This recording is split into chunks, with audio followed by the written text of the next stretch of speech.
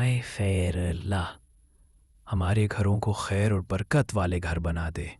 ए अल्लाह हमारे घरों को हिदायत और तकवा वाले घर बना दे। ए अल्लाह हमारे घरों को पर्दा पोशी और सेहत वाले घर बना दे। ए अल्लाह हमारे घरों को खुशी और फराहत और सुकून वाले घर बना दे। ए अल्लाह हमारे घरों को मग़फ़िरत और रहमत वाले घर बना दे। ए अल्लाह हमारे घरों को सुकून और आराम वाले घर बना दे। ए अल्लाह हमारे घरों को कामयाबी और फलाह वाले घर बना दे। ए अल्लाह हमारे घरों को तस्बीह और इस्तिग़फ़ार वाले घर बना दे। आमीन सुम्मा आमीन। Share video on Facebook, Instagram, Twitter, WhatsApp, TikTok. बहुत ही अहम और तवज्जो तलब जरूर पढ़ें। इस चैनल पे नशर किए गए तमाम वीडियोस खालिस्तन तफरीही मकासद के लिए बनाई जाती हैं, जिसका मकसद तफरीह और शऊर और सोच के दायरे को वसी और हकीकत पसंदाना बनाना है, और ख़ासकर नौजवान नस्ल को मंशियात, कत्ल वगारत, मायूसी और ख़ुदकुशी जैसी रुझानात से दूर रखना है। और कोशिश की जाएगी कि मस्बत रुझानात को बहुत मौसर और ताकतवर अंदाज में पेश किया जाए, जो उनके जहनों पे गहरे नकूश मुरतब करे। लिहाजा अगर किसी मकतबा फ़िक्र या किसी ख़ास सोच या किसी ख़ास कम्युनिटी के लोगों की दिल आज़ारी हो, तो ये महज गलत फहमी के अलावा कुछ नहीं। इस कहानी के तमाम तर किरदार, नाम, मकामात और मालूमात फ़र्ज़ी है, जिसका हकीकत से दूर दूर तक कोई ताल्लुक नहीं है। ना ही साहिब मज़मून किसी चीज़ का ज़िम्मेदार है।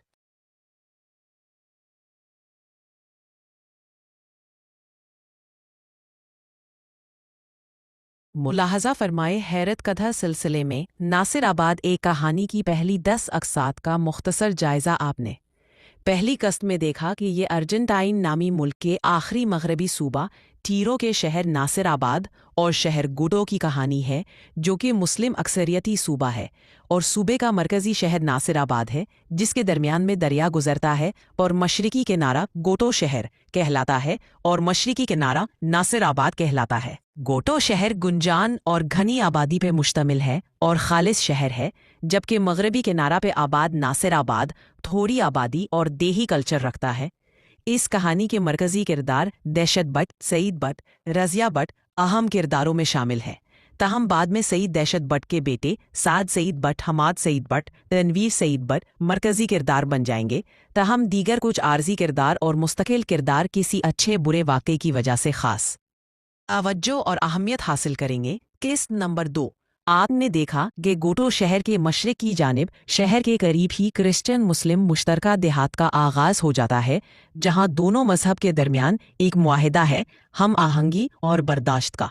किस्त इस नंबर 3 में आपने जाना कि रेता बरादरी, जो टीरो की सबसे बड़ी बरादरियों में एक है, जिसमें वाज़े अक्सरियत क्रिश्चियन की है, और टीरो की वाहिद क्रिश्चियन कम्युनिटी है जिसका सरबराह माइकल चरीतो है, जो MPA है, और अंडरवर्ल्ड डॉन भी है, और काली दुनिया का बेताज बादशाह भी है, और बैसियों लोगों का कातिल, मगर सभी मकतूलीन भी अंडरवर्ल्ड से ताल्लुक़ रखने थे। किस्त नंबर 4 में आपने देखा कि अंडरवर्ल्ड डॉन माइकल चरीतो की बैनुल मज़ाहब हम आहंगी की पॉलिसी के मुसलमान कम्युनिटी मुअतरफ है। हालांकि वो फसादात और मजहबी कार्ड भी इस्तेमाल कर सकता था, मगर वो इस्लामी तकलीबात में शिरकत करता है और बिला मालूमात और बिला आदाब तकरीर कर बैठता है। लोगों में तशवीश फैल जाती है। वो खुद साख्ता बेतके वाक़यात सुनाने लगता है, वो भी बेमायनी। मुंतज़मीन किसी हंगामे से पहले ही उसका मौजू तब्दील करा देते हैं। फिर दौरान नात उसे नींद आ जाती है। वो बहुत हकीकी किस्म का ख्वाब देखता है। दरअसल वो ख्वाबों को आने वाले वक्त की पेशनगोई समझता है। इससे पहले भी वो कई भयानक ख्वाबों की वजह से बहुत परेशान था। किस्त नंबर 5 मौलाना अजहर नासिर आबादी, जिनके खिलाफ मजहब। किस्त नंबर 5 मौलाना अजहर नासिर आबादी, जिनके खिलाफ मजहबी हलकों ने फतवे दे रखे थे। वो प्रोफेसर भी हैं। वो 3 मौज़ूआत पे तकरीर करते हैं। मसलक, मुल्हिदियत और तबलीग की ज़रूरत व अहमियत से आगाह करते हैं। लोगों की बड़ी तादाद आई थी। तकरीब के दौरान सिटी चेयरमैन इकबाल कसूसी डॉन चेरीतो की खूब खातिर तवाज़ो और आबो भगत करता नज़र आता है। مولانا رات بہت طویل خطاب کا اختتام کرتے ہیں۔ ان کے متعلق مذہبی حلقوں کا رویہ بدل جاتا ہے اور دوستانہ ہو جاتا ہے۔ عوامی پذیرائی بھی مل جاتی ہے۔ تقریب کے اختتام پہ ایک شریر لڑکا ظفر مائک آن کر کے اس میں چیخ مارتا ہے۔ لوگ گھبرا جاتے ہیں۔ قسط نمبر 7۔ مولانا کے خطاب کے بعد عوام میں ایک عجیب سی لہر چل نکلتی ہے۔ ہر ایک دوسرے کو شک کی نگاہ سے دیکھتا ہے۔ ایسے میں ایک سیاہ رنگت والے سیاہ گالا اوشاکیوں کے متعلق افواہ پھیل جاتی ہے۔ انہیں زندہ بدروح کہا جاتا ہے۔ مولانا اظہر متعلق مذہبی حلقوں کی مخالفت کیوں پیدا ہوئی؟ وہ غلط فہمیاں کیا تھیں؟ اور مولانا پہ فتوے لگانے میں بے وقوف سٹوڈنٹس کا کردار۔ قسط نمبر 8۔ مولانا اظہر کی اقبال خصوصی ہاؤس میں چریتوں سے ملاقات، اس کے بھیانک 16 خواب اور پھر بھی اکھڑ گفتگو۔ اقبال خصوصی مولانا سے ناراض۔ مولانا نے اقبال خصوصی اور چریتوں کے درمیان آدھی رات کو ہونے والی گفتگو اور بھیانک انکشافات سن لیے، جس نے مولانا کے رونگٹے کھڑے کر دیے کہ ایک مسلمان مفادات کی خاطر اتنا بھی گھس سکتا ہے۔ قسط نمبر 9۔ بابا کھوجی کا تعارف، موکلات سے حیرت۔ انگیز فلاحی کام لینے والا بابا کھوجی اچانک منظر عام پہ آ گیا، مگر اس کے عمل میں بہت سے بے گناہوں کو رگڑا لگ جاتا۔ مگر کیسے، یہ سب قسط نمبر 9 میں بہت وضاحت سے بتایا گیا ہے۔ قسط نمبر 10۔ بابا کھوجی کی کامیابیاں مجرموں پہ کیا بیتتی ہے جب بابا کھوجی ان کے محلے میں آتا ہے۔ کچھ لوگ ناحق چوری کا شک کرتے ہیں۔ جناتی دنیا کا تعارف، ان کا احسان بھی جان لیوا ہو سکتا۔ چاچا چھوٹو مولانا اظہر کا ایک مداح مگر بہت منفرد، جو ایک ہی وقت میں چاچا بھی کہلاتا ہے اور چھوٹو بھی۔ شرافت اور سادگی کا ایک ایسا پیکر جو معاشرے کے سب سے نچلے طبقے سے تعلق رکھتا ہے۔ عمر کے 42 سال گزارنے کے باوجود چھوٹو جیسے حقیر لقب سے جان نہ چھڑا سکا، نہ ہی چھوٹو لفظ کی وجہ سے درپیش بے توقیری سے۔ قسط نمبر 11۔ اس کے حالات زندگی کے گرد گھومتی تلخ تحریر۔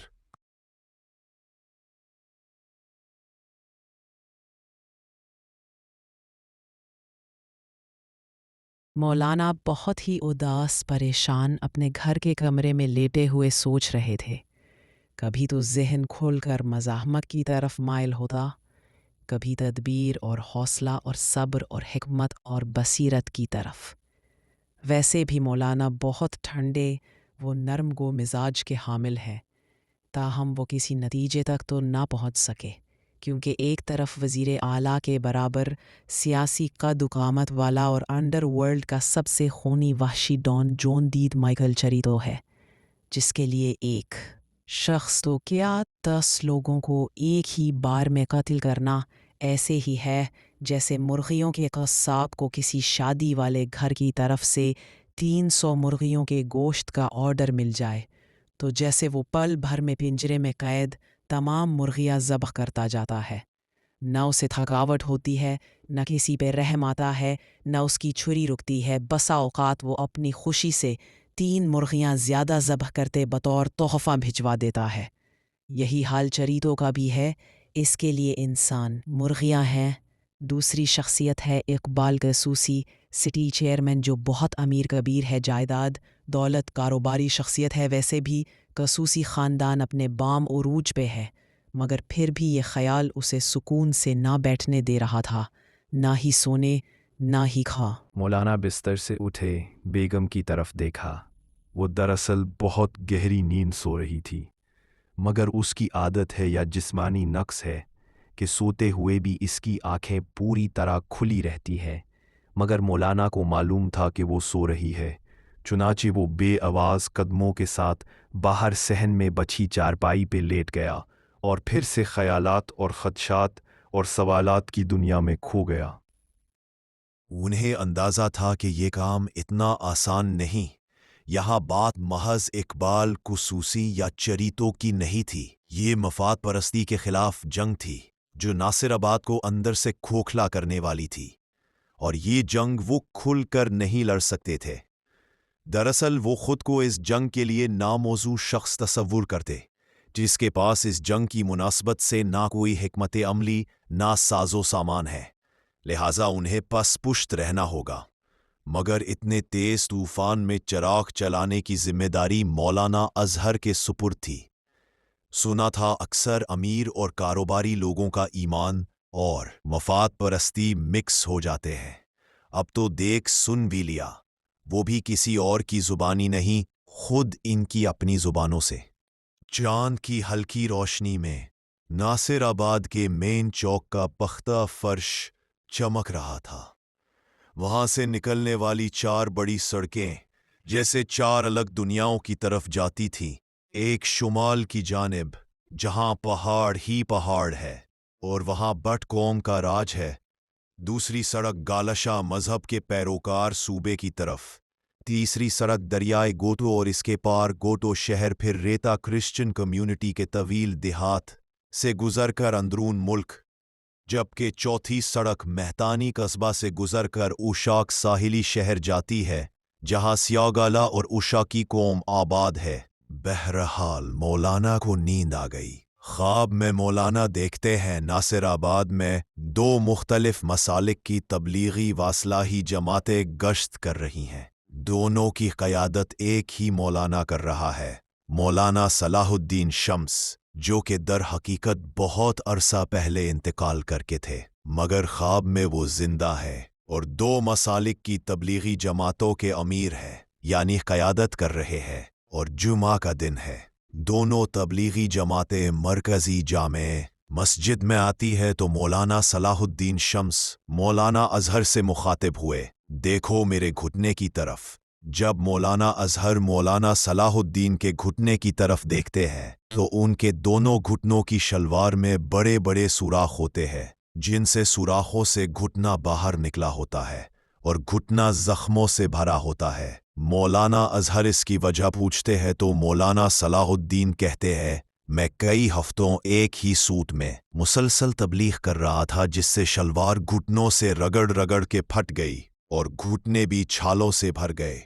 मुझे इस तबलीग का आज इनाम मिलेगा। आज जुमा की नमाज के वक्त मस्जिद नमाजियों से भरी होगी, ताहम जब जुमा की नमाज का वक्त आता है तो सब हैरान और परेशान हो जाते हैं कि सवाए इमाम मस्जिद के कोई शख्स नहीं आता। हत्ता कि लोगों के इंतज़ार में जुम्मा का वक्त गुजर जाता है, हत्ता कि शाम हो जाती है। इतने में मौलाना सलाहुद्दीन कहते हैं, जब कौम गुमराह हो जाए तो इस बात की इजाज़त है कि जुम्मा की नमाज शाम के वक्त यानी मगरिब के वक्त भी पढ़ी जा सकती है, लिहाजा हमने हर हाल में जुम्मा की नमाज पढ़नी है, भले ही मगरिब को पढ़ें। बहरहाल सिर्फ तबलीगी मेंबरान ही जुम्मा पढ़ते हैं। जब नमाज ख़त्म करके बाहर निकलते हैं तो देख के हैरान हो जाते हैं कि शहर की तमाम सड़कें नीम बेहोश लोगों से भरी होती है। शहर का हर शख्स शराब पी के ऊंधे मन गिरा पड़ा था, यहाँ तक बहुत से लोग मर भी चुके थे। दूर उनके घरों से औरतों के बैन करने की आवाज़ें आ रही थीं। इस पे मजीद ये कि एक 3 मंजिला बिल्डिंग को आग लगी थी और इस जलती हुई बिल्डिंग से बहुत से बच्चों और औरतों की चीखों पुकार और आहोजारी की आवाज़ें गूंज रही थीं, मगर कोई मददगार और उन्हें जलती बिल्डिंग से रेस्क्यू करने वाला नहीं था। हत्ता कि उसका जलता हुआ भारी भरकम मलबा नीचे पड़े हुए लोगों पे गिर रहा था, मगर लोग बगैर किसी मुजाहमत के जलकर राख हो रहे थे। मौलाना अजहर दिल गिरफ्तगी के साथ सोच रहे थे, इस शराब ने ना सिर्फ मजहबी मामलात को मुतासिर किया है, बल्कि अब बच्चे नीम मुर्दा लाशों से भरे रस्तों पे कैसे रास्ता तलाश करेंगे। यकीनन स्कूल बंद करना पड़ेंगे। मुसलमान जो पहले ही इल्मी व साइंसी मैदान में बहुत पीछे हैं, मजीद बर्बाद हो जाएंगे, जिसका खमियाजा वो 1 सदी तक भुगतते रहेंगे। वो पसीना से शराबूर थे, उनके हाथ कांप रहे थे जैसे नींद में वो मुसलसल बड़बड़ाते रहे हों। हालांकि सर्दी का मौसम था, फिर भी कमीज पसीने से भीगू थी। ख्वाब बहुत बामानी था, मुसलसल आंखों में घूम रहा था। मंजर मौलाना अजहर खौफनाक ख्वाब से हड़बड़ाकर उठ बैठे। पसीना उनकी पेशानी से टपक रहा था, कमीज मुकम्मल भीगी हुई थी। वो चंद लम्हे बेसद बैठे रहे, फिर हाथ लाशऊरी तौर पर कमीज की साइड वाली जेब पर गया। जेब में कुछ सख्त और भारी चीज छिपी हुई थी। उन्होंने कपड़ा जरा ऊपर उठाया तो देखा कि एक मोटे लोहे का तीरा चाबियों का गुच्छा अंदर दबा हुआ है। चाबियां आम ना थीं। अक्सरियत गवर्नमेंट कॉलेज के क्लासरूम्स, साइंस लेबॉरेटरीज और रिकॉर्ड रूम के भारी हथकड़ी तालों की थी। باقی 2 چابیاں ایک بیوہ خاتون کے خالی گھر کی تھی جس کا کرایہ دار ڈھونڈنے کی ذمہ داری انہوں نے مولانا کو دے رکھی تھی۔ مولانا نے جب غور کیا تو دیکھا کہ چابیاں مسلسل ان کے پیٹ سے لگی رہنے کے باعث قمیص کے اندرونی کپڑے پر اور بدن پر گہرے نشانات چھوڑ چکی تھی، جیسے وہ صرف دھات نہیں بلکہ کسی پوشیدہ بوجھ یا قرض کی یاد دہانی ہو۔ یہ لمحہ اور بھی چونکانے والا تھا۔ نیند میں ڈوبے رہنے کے دوران نہ چابیوں کا وزن محسوس ہوا نہ ان کی چبھن، مگر اب ہوش میں آ کر ایسا لگ رہا تھا کہ ہر چابی پیٹ میں دھس گئی ہے، جیسے اندر کے راز کھولنے کی منتظر ہو۔ مولانا نے گچھا ہاتھ میں لیا، چابیوں کو غور سے دیکھتے رہے۔ ایک لمحے کو ان کے ذہن میں یہ سوال ابھرا، کیا یہ چابیاں محض تالے کھولنے کی ہے یا یہ میرے ماضی، میرے خوابوں اور اس شہر کے چھپے رازوں کی گرہیں بھی کھولنے والی ہے؟ ہر چابی ایک راز یا واقعے سے جڑی ہوئی ہے، کچھ حقیقی، کچھ خواب نما۔ 13 چابیوں کا خاکہ۔ سائنس لیبارٹری کی چابی پرانے ہتھکڑی لاک میں لگتی ہے۔ لیبارٹری میں کچھ زہریلے کیمیکل چھپے ہیں جنہیں 13ویں کلاس کے اختتام پہ انہیں استعمال کرنا سکھایا جاتا ہے، وہ بھی 20 احتیاطوں کے ساتھ۔ پھر 14ویں کلاس اس سے سارا سال مخصوص سیفٹی یونیفارم پہن کر باڈی مکمل کور کر کے تجربات کرتے رہتے ہیں، کیونکہ وہ اس قدر زہریلے کیمیکل ہیں کہ ان کی ایک چھوٹی سے چھوٹی چھینٹ بھی جسم پہ پڑ جائے، جہاں سے گزرتا ہے گوشت کو ایک خون اور پیپ زدہ گودے میں تبدیل کرتا جاتا ہے، جس کا نہ کوئی علاج ہے نہ اس کے پھیلاؤ کو روکنا ممکن ہے۔ واحد حل فوراً متاثرہ حصہ کاٹ کر علیحدہ کر دیا جائے۔ 2 ریکارڈ روم کی چابی۔ اس روم میں پرانے رجسٹر اور طلباء کے ریکارڈ پڑے ہیں۔ ایک رجسٹر میں شہر کے بااثر لوگوں کے نام درج ہیں جو کالج کی مختلف ضروریات و غیر نصابی سرگرمیوں اور کھیل و سیاحتی ٹورز کا اہتمام کرتے رہتے ہیں، گویا صوبائی حکومت کے ساتھ ان کا اشتراک چلتا رہتا ہے۔ بسا اوقات کالج ایڈمنسٹریشن اپنے طور پر بھی انہیں مختلف امور میں تعاون کی اپیل کرتی رہتی ہے، گویا کالج کی سطح پر بہت بارسوخ جن کی خواہش پہ ناجائز کام بھی کیے جاتے ہیں۔ حیرت کی بات یہ کہ ان میں سٹی چیئرمین اقبال قصوصی کا کہیں بھی ذکر نہیں ہے، ممکن ہے چری تو بھی اس لسٹ میں نہ ہو۔